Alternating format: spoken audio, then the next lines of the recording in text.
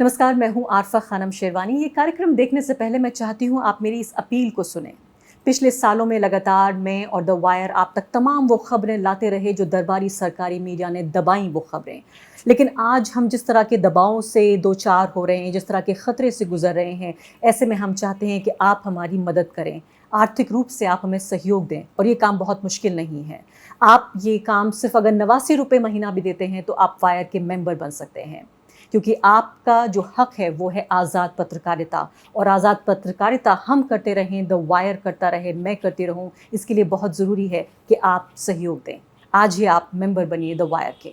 नमस्कार, the wire में आपका स्वागत है। मैं हूं आरफा खानम शेरवानी। बीबीसी की डॉक्यूमेंट्री आप नहीं देख सकते, पत्रकार पत्रकारिता नहीं कर सकते, लेखक किताबें नहीं लिख सकते, फिल्मकार फिल्में नहीं बना सकते, अब लोक गीतकार अपने गीत नहीं लिख सकते, उन्हें गा नहीं सकते। जो भी चीज़ सरकार को चुभती है, उसकी विचारधारा को चुभती है, जिस तरह का एक सांस्कृतिक, एक कल्चरल प्रोजेक्ट जो भारत में चल रहा है, एक तरह का आंदोलन जो चलाने की कोशिश हो रही है, पूरे देश को एक ही रंग में रंगने की, उसके खिलाफ अगर कोई भी व्यक्ति, कोई भी फनकार, कलाकार, अदाकार, पत्रकार, टीचर कुछ भी करने की कोशिश करता है, फौरन सरकारी डंडा उस तक पहुंच जाता है। नेहा सिंह राठौड़, ये आपने नाम सुना होगा, बेहद लोकप्रिय नाम है नेहा सिंह राठौड़। ये वो महिला हैं जो कि भोजपुरी में लोकगीत गाती हैं और इस कदर उनके गाने वायरल होते हैं क्योंकि आम जनता से जुड़े हुए जो मुद्दे हैं, वो हुस्न पे नहीं गाती, जुल्फ़ों पे नहीं गाती, वो आंखों पे नहीं गाती, वो चाल ढाल पे, रंग रूप पे नहीं गाती, वो इश्क मोहब्बत की बातें नहीं करती, वो बातें करती हैं रोज़गार की, वो बातें करती हैं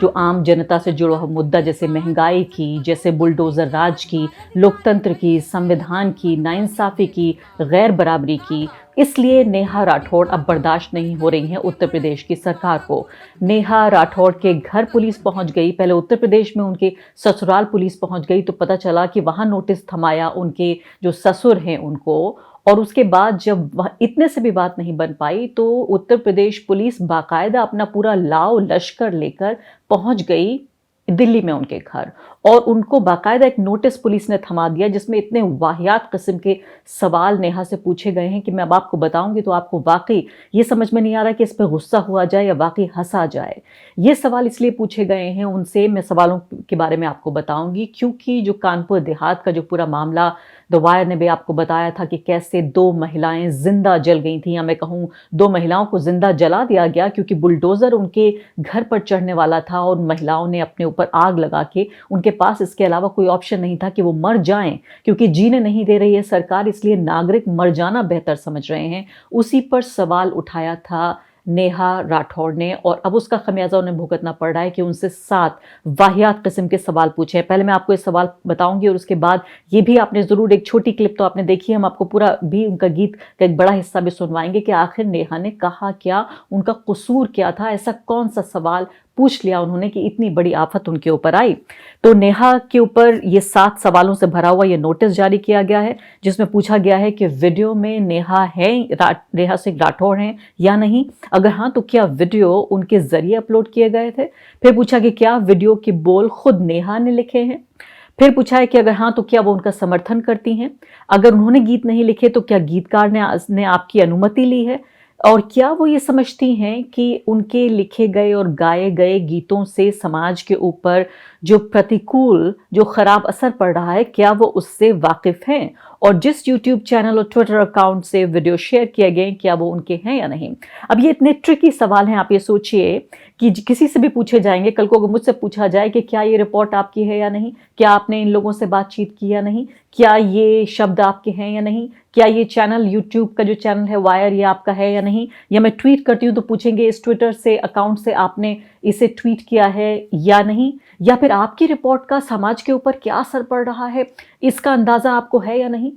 ये बिल्कुल उसी तरह के वाहियात सवाल हैं जो किसी भी पेशेवर इंसान से पूछे जाने। एक लोकतंत्र में जहां कानून का राज चलता है वहां सिर्फ और सिर्फ एक मजाक का पात्र हो सकता है, लेकिन नेहा जिस तरह के बैकग्राउंड से आती हैं, या मैं कहूँगी शायद वो किसी भी बैकग्राउंड से आती, उनका खुद मैं इंटरव्यूज़ देख रही थी जिसमें वो कह रही हैं कि उन्हें फिक्र हो रही है अपने परिवार को लेकर, जहाँ माँ, उनके पिता परेशान हैं, उनके ससुराल वाले लोग परेशान हैं। हालांकि मैं ये बता दूँ आपको कि बहुत बहादुर लड़की हैं वो, जो ट्रोलिंग है ट्विटर पर या उसके अलावा उनके लिए कोई नई बात नहीं है। लगातार उनको हम देखते हैं तमाम तरह के भगवाधारी बीजेपी आरएसएस की जो नीति और राजनीति से जो समर्थन करते हैं लोग लगातार उनको ट्रोल करते रहते हैं, लेकिन उस सब से वो नहीं घबराएंगे। लेकिन आप ये सोचिए कि पुलिस कचहरी थाना आखिर कौन करना चाहता है, कौन अपने जीवन की शांति को भंग करना चाहता है। नेहा को जिस तरह से परेशान किया जा रहा है सिर्फ इतना कहने पर, और इस नोटिस को थमाया गया है उनको क्योंकि कहा जा रहा है कि समाज में तनाव और वैमनस्य फैल रहा है उनके इन मुश्किल सवालों से जो वो जनता के बिहाफ पर पूछ रहे हैं। अभी आप सुनिए ये क्लिप जो कि उन्हीं के ट्विटर अकाउंट से हम आपको दिखा रहे हैं, छोटा हिस्सा है उनके उस गीत का, ये सुनिए। बाबा के दरबार बार ढहत घर बार बा माई बेटी के आग में झोंकत यूपी सरकार बा काबा यूपी में काबा और बाबा के डीएम तो बड़ी रंगबाज बा बाबा के डीएम तो बड़ी रंगबाज बा कानपुर देहात में ले आइल राम राज बा बुलडोजर से रौंदत दीक्षित के घर आज बा अरे ही बुलडोजरवा पे बाबा के नाज बा काबा यूपी में काबा कलेक्टर ठुमके बाज बासठ कलो कर्मी जाज बा अधिकारी भैले बेलगाम मनमानी के रिवाज बा काबा यूपी में काबा अरे गरीबन के मड़ई फुकवादा गुर्बत के इलाज बा गरीबन के मड़ई फुकवादा गुर्बत के इलाज बा लोकतंत्र के नाम पे भैया भैल कोढ़ में खाज बा काबा यूपी में काबा अरे आग लगी तो हिंदू जरिहे जरिहे मुसलमान बा आग लगी तो हिंदू जरिहे जरिहे मुसलमान बा ए बाबा एह जाना खाली अब्दुल के मकान बा काबा यूपी में काबा।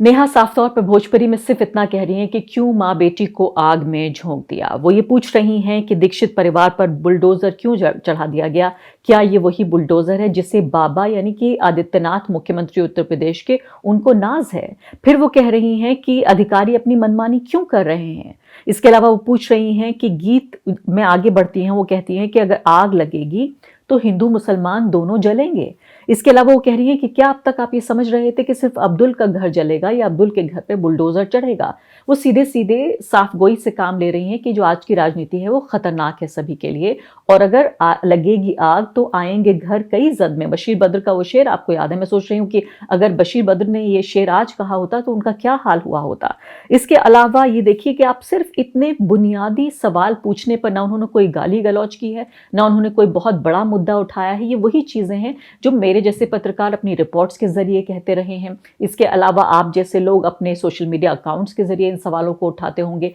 वो एक गीतकार हैं, कलाकार हैं, तो उन्होंने गीत लिखकर और गीत गाकर अपनी बात कही है। और एक लोकतंत्र में इतनी इजाजत होनी चाहिए जहां पर आप व्यंग कर सकें, जहां सैटायर कर सकें, जहां पॉलिटिकल कॉमेडी हो सके, जहां ऐसा माहौल हो कि सरकार की नीतियों का हर तरीके से जिसके पास जो कला है, जो औजार है, जो हथियार है, उसकी बुनियाद पर वो व्यक्ति वो कह सके, वो कर सके, वो बन सके जो वो बनना चाहता है, जो वो कहना चाहता है, कहने वाले कह सके और सुनने वाले सुन सके। लेकिन ऐसा लगता है कि हर चीज पे जो ये पुलिस का डंडा आया है, जो ये जेल का जो खौफ पैदा करने की कोशिश हो रही है, पूरा ऐसा लगता है कि 140 करोड़ लोगों को एक बड़ी सी जेल में तब्दील करना चाहती है ये सरकार। इसीलिए नेहा जैसे लोग जो आम लोगों की नब्ज पर उनका हाथ है। सबसे बड़ी तकलीफ की बात यह है कि इस देश में लोकप्रिय होने की इजाजत नहीं है उन लोगों को जो लोग सरकार की, इस मौजूदा सरकार की नीति और राजनीति से सहमत नहीं है। वो लोग अगर लोकप्रिय होंगे, अगर आम लोगों तक उनकी आवाज पहुंच रही होगी,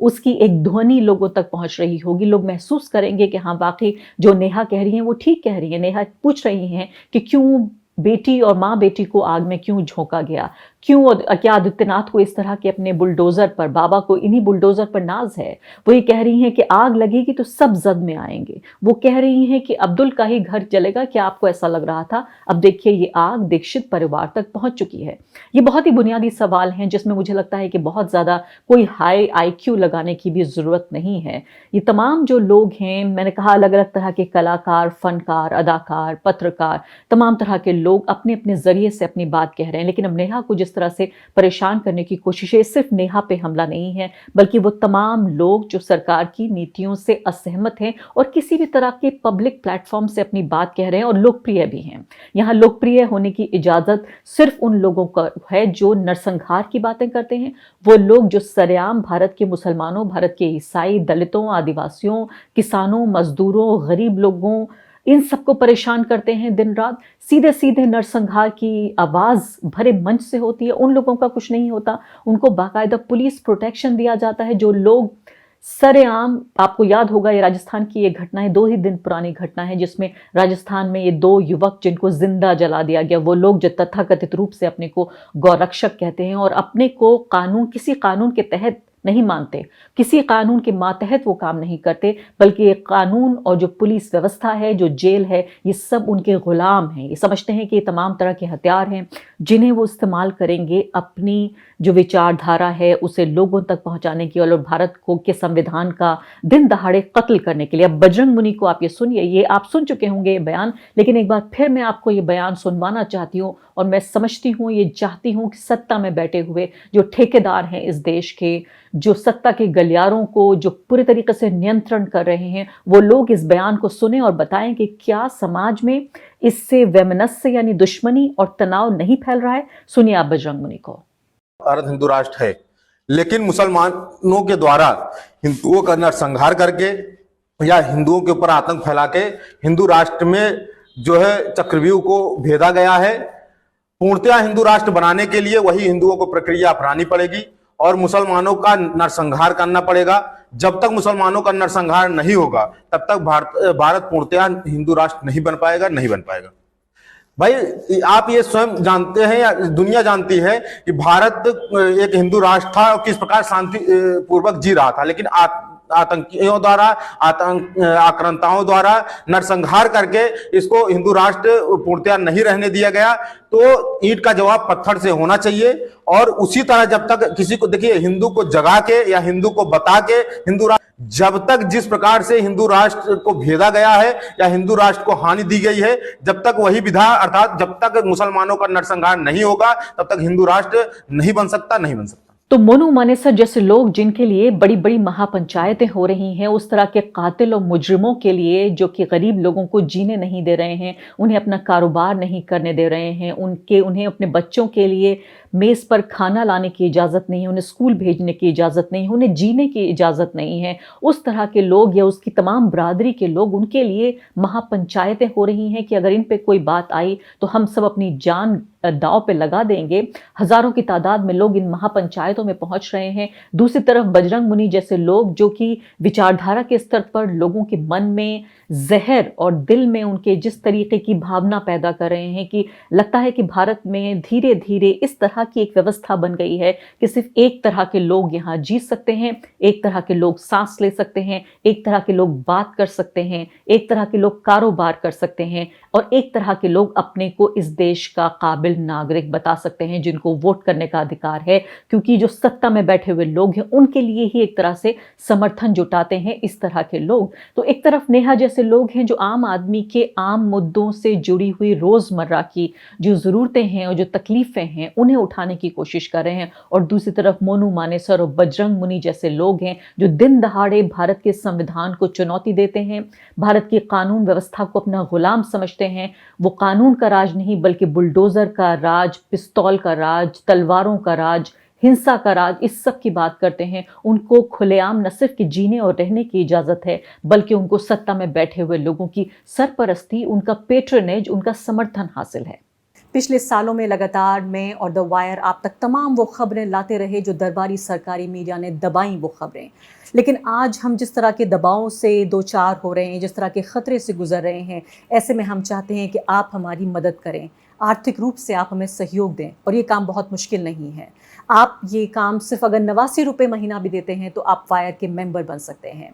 क्योंकि आपका जो हक है वो है आज़ाद पत्रकारिता, और आज़ाद पत्रकारिता हम करते रहें, द वायर करता रहे, मैं करती रहूं, इसके लिए बहुत ज़रूरी है कि आप सहयोग दें। आज ही आप मेंबर बनिए द वायर के।